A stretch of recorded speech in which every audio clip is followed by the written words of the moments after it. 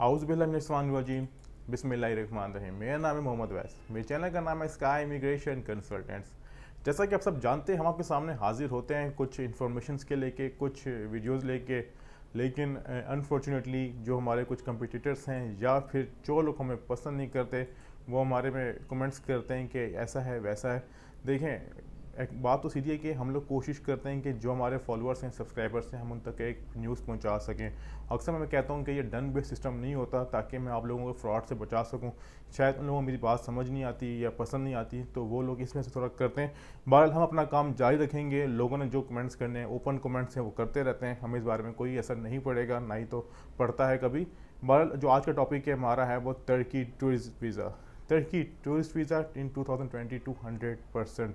ये मैंने क्यों थंबनेल बनाया है, इसकी वजह क्या है, इससे पहले मैं बताऊंगा कि अक्सर लोग जो हमसे फाइल्स बनाते हैं, जिनके वीज़े ग्रांट हुए हैं, अल्हम्दुलिल्लाह उनको तो समझ आ चुकी होगी। जिन लोगों ने इस वीज़े जाके अपनी एप्लीकेशन जमा करवाई हैं, उनको समझ आ चुकी होगी। मैं आपको इसकी थोड़ी सी पहले हिस्ट्री बता दूं कि 2020 और 2021 में तो ये था कि आपके केस जमा होते थे जैरी में, यानी जो जो जैरी थी पूरे पाकिस्तान में, वहाँ पर अपना केस जमा करवाते थे आप अपने हर तरह के तरक्की के सारा कुछ। लेकिन कुछ रीज़न से, कॉन्फिडेंशियल रीज़न से, इसके बारे में मुझे एक्यूरेट तो नहीं पता कि बैक एंड पे क्या हुआ। तुर्की एम्बेसी ने अपना जो लाइसेंस था उनसे वो ख़त्म करके अनातोलिया सेंटर को दे दिया। यानी अब आपकी जो वीज़े हैं, जो एप्लीकेशन से वो जमा होती हैं अनातोलिया सेंटर। पहले जो इसकी एम्बेसी की फ़ीस थी वो 17,500 सम रुपीज़ थी। एट दैट टाइम वो हो चुकी है 21,500 सम रुपीज़, यानी 3,000 इसमें बढ़ा दिया गया। पहले ये होता था, आपका जो कंसल्टेंट होता था वो आपकी वीज़ा एप्लीकेशन फ़ाइल खुद बनाता था, उसको एक्सेस मिलती थी। पर at that time, present time में, आपको वीज़ा एप्लीकेशन फ़ाइल बना के नहीं दे सकते। वो आपको बना के देते हैं अनातोलिया वाले सेंटर खुद ही।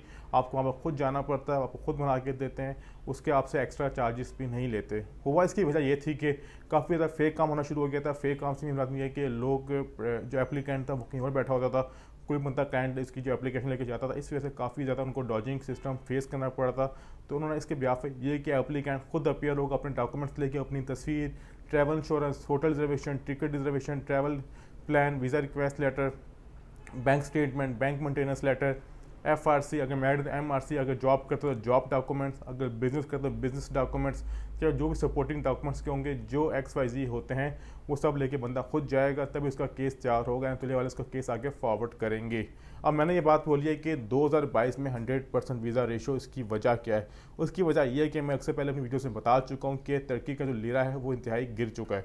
और इस वक्त देखा जाए तो मेरी एक अपनी एक प्रेडिक्शन तो नहीं कहूँगा, लेकिन जो मेरी एक अपनी एक सेंस कह रही, मेरी जो अकल मेरी कह रही, वो ये कह रही है कि इस वक्त जो मेजोरिटी लोग हैं वो पड़े हुए हैं रोमानिया वर्क परमिट के पीछे या फिर शेंजन के पीछे। यानी शेंजन में ये जो यूरोपियन कंट्रीज़ हैं वहाँ ट्रैवल करने की कोशिश कर रहे हैं, तो तुर्की को लोग इतना हाईलाइट नहीं कर रहे। तो इस वजह से उनको एक तो इसका भी थोड़ा सा एक इम्पैक्ट पड़ रहा है, और साथ ये भी इम्पैक्ट पड़ रहा है कि जो उनका लीरा गिरा है, उनकी जो इन्फ्लेशन है अफरात ज़र, तो तुर्की में एक टूरिज़्म का रुझान था वो इंतहाई कम होता जा रहा है। तो इसके सामने ये फैसला किया कि हम लोग वीज़े ज़्यादा से ज़्यादा इशू करें, ताकि हमारे कंट्री में लोग आएँ टूरिज़्म के लिए, जिससे हमारी जो एक इकॉनमी है वो बेहतर हो सके।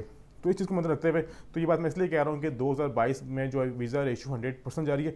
अगर आप समझते हैं कि आप लोगों के डॉक्यूमेंट्स कंप्लीट हैं, आपके मतलब स्ट्रॉन्ग डॉक्यूमेंट्स हैं, सब कुछ है, तो आप इसके लिए वीज़ा अप्लाई करें, बेहतर चांस है। नो डन बेस, नो मोर डन बेस, नो मोर एजेंट।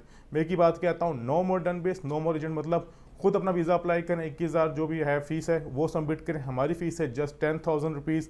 इसमें travel insurance, hotel reservation, travel plan, visa cover letter, visa request letter, सब कुछ हम आपको प्रोवाइड करते हैं। और आपने 10,000 हमें देने, और आपने बाकी 21,000 सम रुपीज़ उनको देने।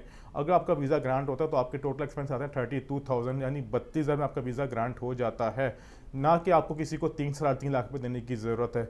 तो ये थी आज की इन्फॉर्मेशन तुर्की से रिलेटेड। उम्मीद करता हूँ वीडियो आपको पसंद आई होगी। अगर आपको इसके मुताबिक की बात पूछना चाह रहे हैं या फिर हमसे कोई सर्विस लेना चाह रहे हैं, हमसे रब्ता भी कर सकते हैं। टेलीफोन नंबर है 0324 0805 236, 0347 0505 236।